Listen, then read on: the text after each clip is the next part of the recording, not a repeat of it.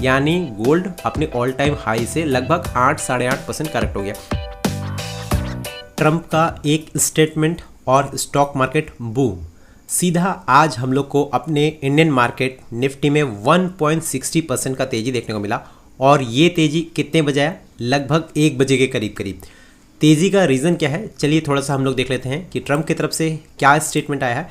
ये statement Trump की तरफ से आया है, इंडिया की तरफ से अभी कोई कंफर्मेशन नहीं आया। Trump says India has offered US a trade deal with basically no tariffs, यानी इंडिया ने यूएस को ऑफर किया है कि हम जो ट्रेड डील करेंगे उसमें कोई भी टैरिफ नहीं लगाएंगे, यानी दोनों की तरफ से जीरो टैरिफ। ये कहा गया है ट्रंप की तरफ से, पर इंडिया की तरफ से अभी तक कोई स्टेटमेंट नहीं आया और इसी के बाद हम लोग को आज अपने इंडियन मार्केट में इतना जंप कर रैली देखने को मिला है। और जो रैली आया खास करके वो आया है लार्ज कैप में। चलिए आगे चलकर हम लोग देख लेते हैं, पूरा डेटा भी देखेंगे और देखेंगे हमारे पोर्टफोलियो ने आज क्या किया है।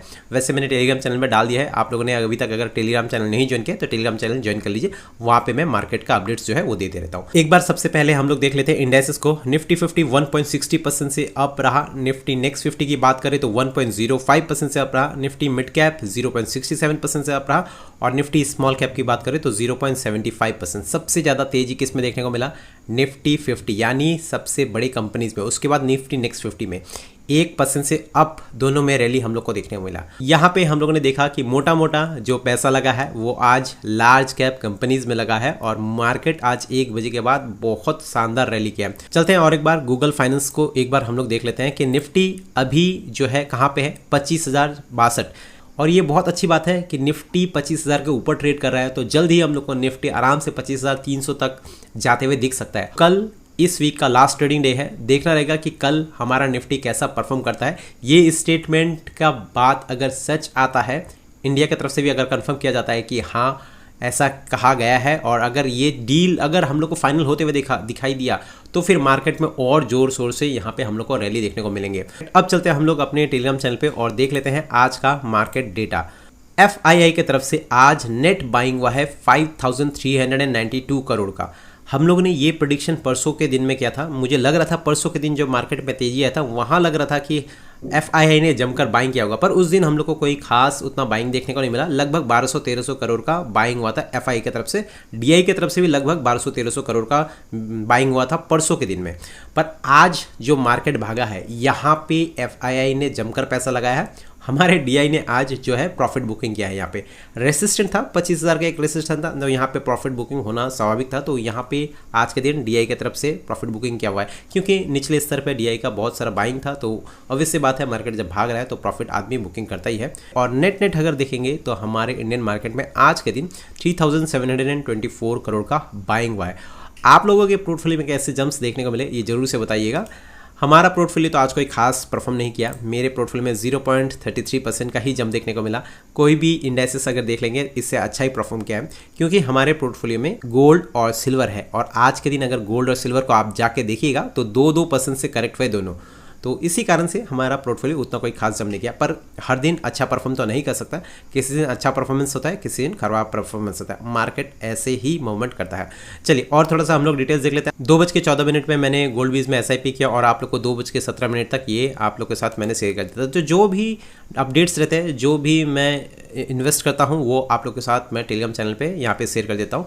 उससे पहले मैंने और एक चीज़ भेजा था, कल का मैंने एक वीडियो डाला था, आप लोगों ने अगर देखा होगा तो वहाँ पे शायद से लाइक से ज़्यादा डिसलाइक आया होगा। मैंने कहा था कि 6% क्या काफ़ी है हम जो प्रॉफिट बुक करते हैं। देखिए मैंने कभी भी ये नहीं कहा कि ETF की दुकान वर्जन 1 ये ख़राब है, कभी भी नहीं कहा। वो बहुत अच्छा काम करता है, आप लोग उस पर काम काज कर रहे हैं, उस पर कीजिए, कंटिन्यू कीजिए, कोई इश्यू नहीं है। अच्छे से प्रॉफिट बुकिंग होता है, बहुत अच्छा चलता है। मैंने कल भी अपना PNL जो है आप लोग को दिखाया था, 1 साल का पूरा डेटा आप लोग के सामने रखा था और वहाँ पे आप लोगों ने अगर देखा होगा तो हर एक ETF में हम लोगों ने 6% प्रॉफिट बुक किया था और बहुत अच्छा ये काम करता है। पर मैंने क्या कहता कि यार इतना काफ़ी है क्या, इससे ज़्यादा हम लोग रिटर्न निकाल सकते हैं या नहीं। अच्छे कमेंट्स आए पर मुझे लगता है काफ़ी लोग को जो है ये शायद से पसंद नहीं भी आया होगा शायद से, तो उनको मैं रिप्लाई करना चाह रहा था कि देखिए हम लोग 6% बुक कर लेते हैं पर उसके बाद का क्या, उसके बाद क्या मार्केट वहाँ से ऊपर नहीं जाता है। जिस भी ETF में हम लोग इन्वेस्ट करते हैं या जिस भी ETF हम लोग 6% प्रॉफिट बुक करते हैं उसके बाद क्या वो ETF ऊपर नहीं जाता है।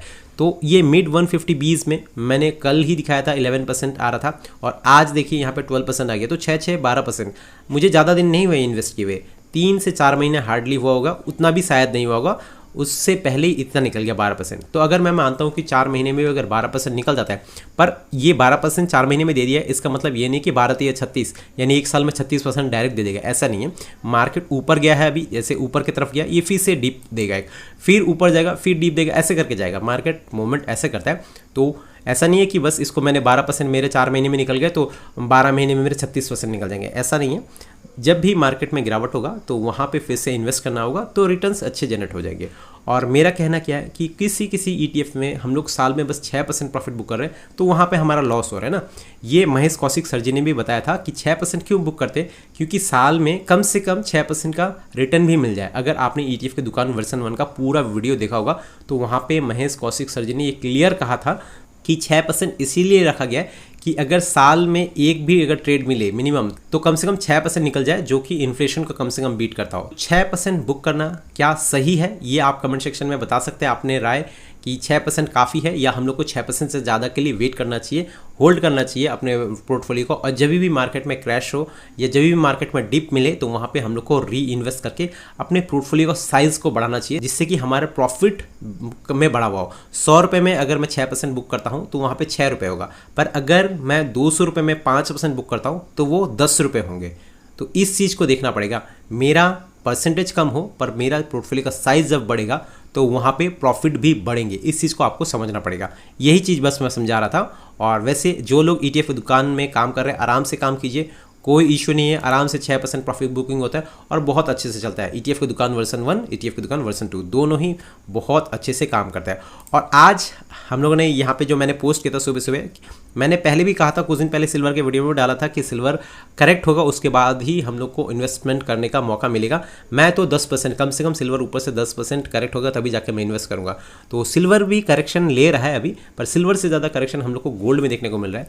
और आज गूगल फाइनेंस के चार्ट में देखेंगे तो यहाँ पे पूरा 10 के 10 जो लिस्ट में आए हैं सब गोल्ड का है। और आज के दिन हम लोगों ने गोल्ड में इन्वेस्ट भी किया, क्योंकि मेरे होल्डिंग्स पे जो गोल्ड का ETF था उसमें मुझे 10% का प्रॉफिट दिखे थे और वहाँ से अभी मेरे पोर्टफोलियो में बस कितना का प्रॉफिट बचा है, 1.5% का प्रॉफिट बचा है। यानी गोल्ड अपने ऑल टाइम हाई से लगभग 8-8.5% करेक्ट हो गया। तो यहाँ पे छोटा सा मैंने SIP किया, यहाँ से और ज़्यादा गिरावट हो सकता है। मैं यहाँ से और वेट करूँगा, 4-5% गिरे तो वहाँ पर जाकर थोड़ा ज़्यादा इन्वेस्टमेंट करूँगा मैं। तो ये मेरा अपना ओपिनियन है, किसी के लिए कोई रिकमेंडेशन नहीं है, ये मैं अपने लिए कह रहा हूँ। तो यहाँ से और फर्दर 4-5% का गिरावट होता है, यानी अपने ऑल टाइम हाई से 12 से 15% के बीच में अगर गोल्ड आता है तो वहाँ पे जाके मैं थोड़ा सा ज़्यादा इन्वेस्ट करूँगा। तो चलिए आज के लिए बस इतना ही, मिलते हैं फिर कल और एक वीडियो के साथ, तब तक के लिए बाय।